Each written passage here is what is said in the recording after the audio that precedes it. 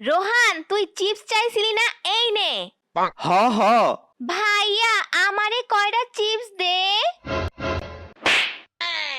যা গিয়া মুড়ি খা।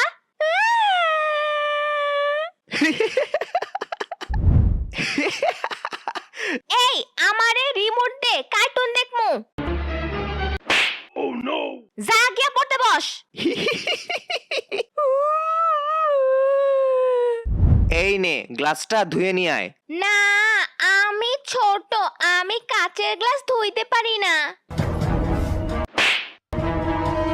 পারি না মানে যা গিয়ে গ্লাস ধুয়ে নিয়ে আয়। এই, ঘুম থেকে ওঠ। এই রোহান, উঠোস না কেন?